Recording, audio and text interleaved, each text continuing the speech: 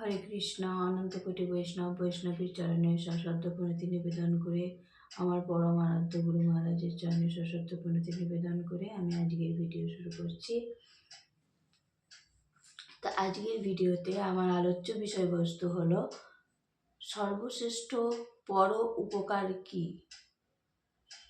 আমরা কিভাবে উপকার করলে তার কাছে সেটা শ্রেষ্ঠ হয়ে উঠবে, তো সে বিষয়ে কিছু বলার চেষ্টা করব। আপনারা প্রথম থেকে শেষ পর্যন্ত দেখুন। ভিডিও একটু বড় হলে কেউ স্কিপ করবেন না, আর যদি ভুল ত্রুটি হয়ে থাকে অবশ্যই আপনারা নিজ গুণে আমাকে ক্ষমা করবেন। তো চলুন শুরু করি। তো প্রথমেই বলি, এই জগতে আমরা কিন্তু সকলেই সুখের ভিখারি। আমরা সুখের সন্ধানে ছুটছি প্রতিনিয়ত। এই সুখ আমরা তখনই পাই যখন আমরা আমাদের নিজ নিজ চাহিদা পূরণ করতে পারি। আমাদের এই চাহিদা একটাই কারণে থাকে, আমাদের জাগতিক আসক্তি খুব বেশি। এছাড়াও আমরা কৃষ্ণকে ভুলে গেছি। আমরা কেউই সুখী নই, কারণ আমাদের এই জড় জগৎ হলো চিন্ময় ভগবত ধামের প্রতিবিম্ব মাত্র, যা আমরা শ্রীমদ্ ভগবত গীতা থেকে জানতে পারি, বিভিন্ন শাস্ত্রগ্রন্থ থেকেও জানতে পারি যে এই জগৎ চিন্ময় ভগবত ধামের ছায়া বা প্রতিবিম্ব। মরীচিকা থেকে আমরা যদি জলের সন্ধান করি আমরা জল পাব না, ঠিক সেরকম এই প্রতিবিম্ব থেকে যদি আমরা সুখ খোঁজার চেষ্টা করি আমরা সুখ পাব না। দুঃখের সাময়িক অবসানকে আমরা সুখ বলে মনে করি, কিন্তু দুঃখ নিবৃত্ত হয়ে সুখ আসার পরক্ষণেই কিন্তু আমাদের দুঃখ আসছে। আমরা যে সুখ পাওয়ার চেষ্টা করি তা আমরা ভ্রান্ত চেষ্টা করি। আসলে আমরা যতই চেষ্টা করি কেউ সুখী হতে পারবো না, কারণ এই জগৎকে ভগবান শ্রীকৃষ্ণ স্বয়ং দুঃখালয় বলেছেন।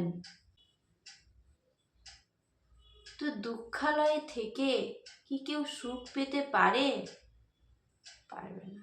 যার যতই টাকা পয়সা থাক, যে যতই কোটিপতি হোক, উপর থেকে দেখে তাকে সুখী মনে হলেও ঠিকঠাকভাবে খবর নিলে দেখা যাবে সে কিন্তু প্রকৃত সুখী নয়।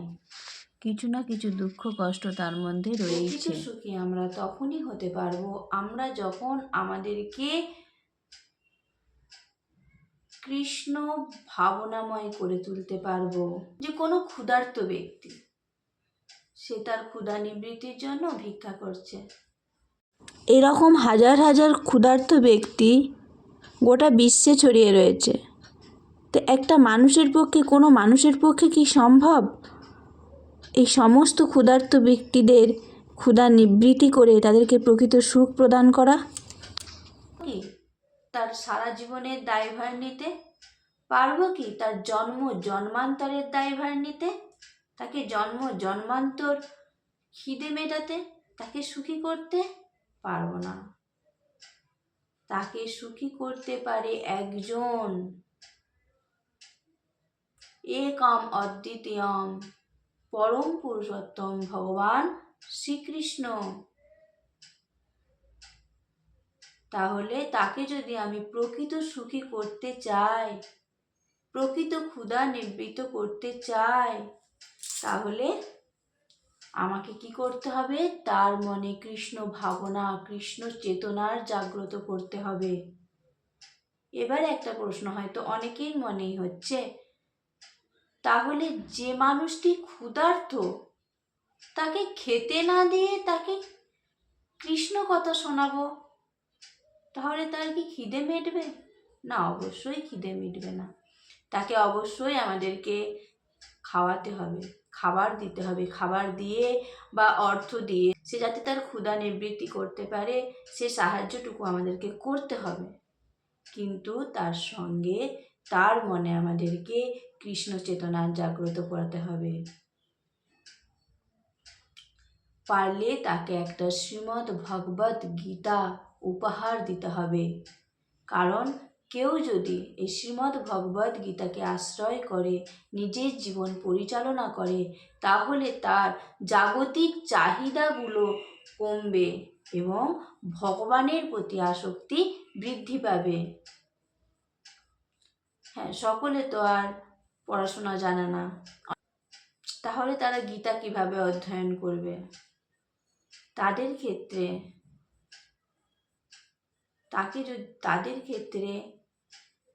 তাকে তার মনে কৃষ্ণের কথা শোনাতে হবে, তাকে কৃষ্ণ কথা শ্রবণ করাতে হবে বারে বারে। কৃষ্ণ কথা শ্রবণের মাধ্যমে তার কৃষ্ণের প্রতি আসক্তি বৃদ্ধি পাবে, তার কৃষ্ণকে সেবা করতে ইচ্ছা হবে। আর সে যদি এই জগতে মনুষ্য জীবন পেয়ে কৃষ্ণ ভাবনায় ভাবিত হতে পারে, নিজের মনকে কৃষ্ণ চেতনা জাগ্রত করতে পারে, তাহলে সে এ জীবনে ভগবানের ধাম ভগবত ধামে যেতে পারবে। এই জগতে তাকে আর ফিরে আসতে হবে না। তো এটা তো গেল মৃত্যুর পরের কথা। তাহলে অনেকেই হয়তো বলবে, যখন বেঁচে আছি বেঁচে থাকতে সুখ লাভ করব না, সুখ ভোগ করব না, আর মৃত্যুর পর সুখ পেয়ে কী হবে?